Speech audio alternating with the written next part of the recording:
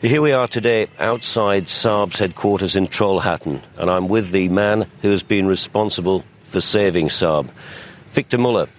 Tell me, 100 days into the takeover, how do you now feel? How is the job going? Well, first of all, it is indeed remarkable. Today is the 100th day, and it's the last day of the first 100-day plan that we made. We can only say that we have achieved more than we had dreamt of achieving. We put production back up. We got worldwide financing in place with GMAC for both dealers and end users, something that had been gone for basically 1.5 years. We have launched the 9.5, which is the first new car coming out of our factory since the acquisition. We made a worldwide tour talking to all of our dealers and a lot of end users to instill confidence in them that this company is now here to stay. It's got a fully funded business plan. It's good for 5 years, and that's exactly what we wanted to convey. This company is now back, and it's going to be around for a long time. In many ways, the 9.5, the new 9.5, symbolises the new company because 13 years and it wasn't replaced with GM. And, you know, looking from the outside, that was the major problem with Saab. It was starved of new product, not necessarily investment, but new product. Can you give us an example of what you're going to do with the product range to get back the customers? Right. Well, very clearly, this infrastructure here, this factory, has been kept up to state-of-the-art levels by GM. Like nowhere else. They spend so much money on this plant, and that is what we bought. Unfortunately, until January, there were 13-year-old 9.5s coming down the production line, old 9.5s. However, GM did understand very well that that couldn't last, and so basically as early as 2005, they set in motion this new program to give Saab back its Saabishness, its real Saab DNA. And the 9.5, which sad for them and good for us, now is coming down the production line, is the first result of that. And this car, as you have experienced yourself, is a true Saab in every detail. And that car is the first of a large lineup of new product. 9.5 now, 9.4X, the crossover, the first Saab crossover ever, coming in April of next year. Then the 9.5 Sport Combi, the station wagon, middle of July next year. And then finally in 2012, we'll see an all-new 9.3. So within 2.5 years, less than 2.5 years, the oldest car on the dealer showroom floor is this 9.5. And that's a situation that Saab has never seen in its entire 63-year history. And what will all of the new Saabs share? What will be the DNA of Saab that will make people say, OK, I want a Saab rather than any other car out there in the market? Well, first of all, we're very fortunate that the Saab driver is the most loyal customer any car company can wish for. It's a fact. They are the most loyal. So if we just give them a car which appeals to their perception of the brand, independent thinking, very Swedish clean design and aviation heritage, if you bring that into the product, and this car clearly has that, it's very a sportive car, a driver's car, but very responsible in terms of the environment. If you bring all these ingredients into the car, particularly with a pretty bold design like the new 9.5, and we're definitely going to take the Saab design one notch up when we move forward, then we will see them flocking back to the showrooms, because they didn't leave Saab because they wanted to. They left Saab because Saab, for whatever reason, didn't make the product that they wanted, didn't have four-wheel drive solutions that they needed, didn't make any crossovers, or just plainly lost the Saab DNA that appealed to them.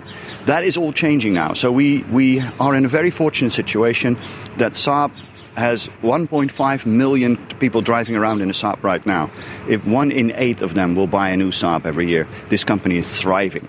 And actually, there are 4.5 million people that used to have a Saab at one moment in time. If just a few % of those would flock back to Saab because the proposition that we currently have appeals to them, we'll be in great shape. One other area that I think people would like to see from Saab is being innovative, coming out with new models.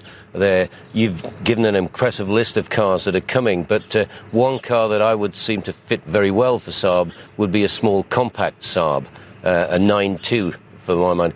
What can you tell us about the prospect of a car like that? Well, clearly it is on the top of my wish list.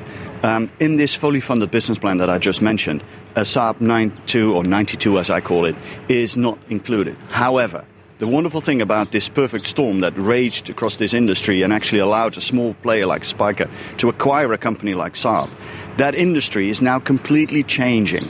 And one of the massive changes that you see is that every manufacturer, every boardroom of every manufacturer is now worried about one thing and one thing only. How can we bring the break-even point of our company down? And one of the most ideal ways and quickest fixes for bringing your break-even point down is by actually sharing your technology. And this technology sharing is starting to permeate the entire industry. Look at what Mercedes just did with Renault. A marriage that would have been inconceivable just a few years ago, but it's happening right now. That also means that Saab, for the purpose of this Saab 92, this teardrop-shaped, let's say, entry-level Saab, but extremely premium, which comes from where Saab started, basically. Saab claimed and owned the premium small car in the 1950s, before BMW, Mercedes, or Audi ever entered that segment.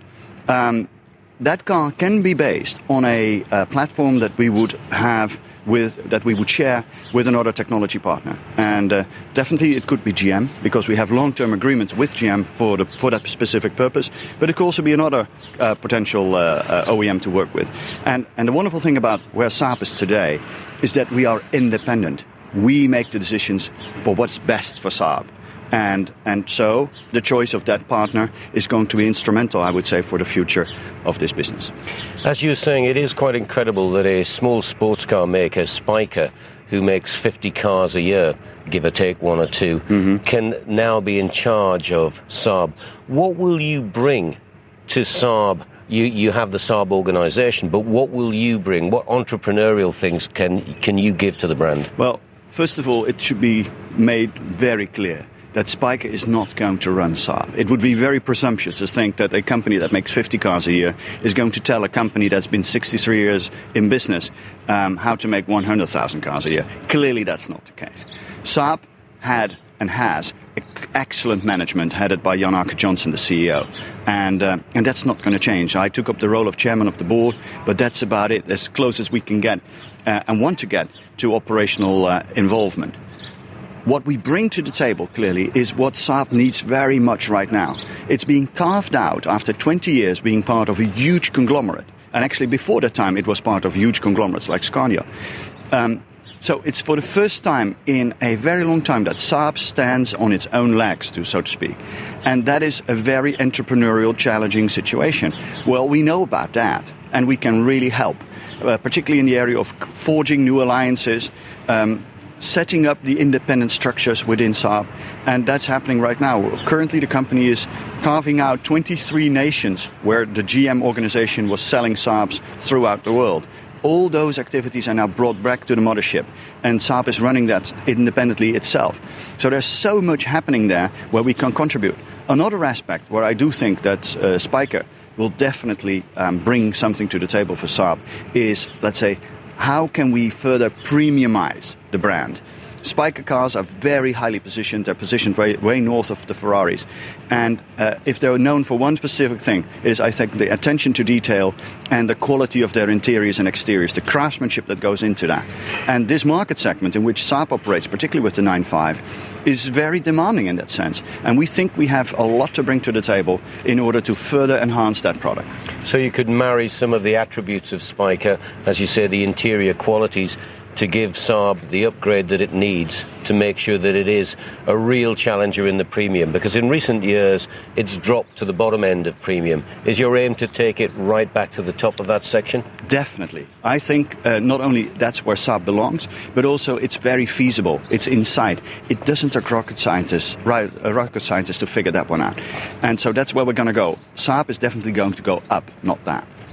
There seems, and what I love about you, that there's a huge passion on that one there. When you sort of look now at the current situation of Saab, take me 5 years down the road and say where you'd like to see Saab and why you believe Saab is going to be a success. I think Saab will be a success because there is a clear demand in the marketplace for a smaller, more niche alternative to the establishment. The establishment being basically Audi, Mercedes, BMW, who are all now way north of 1 million cars a year. But at 100 and 125,000 cars a year, Saab would be a phenomenal alternative for those who just want something else, yet want to have this absolute premium feeling and quality in the product. So I'm very, very confident that in 5 years from now, coming back to your question, Saab will be independent. Saab will have a product portfolio ranging from the Saab 92 to the 94X to the 95.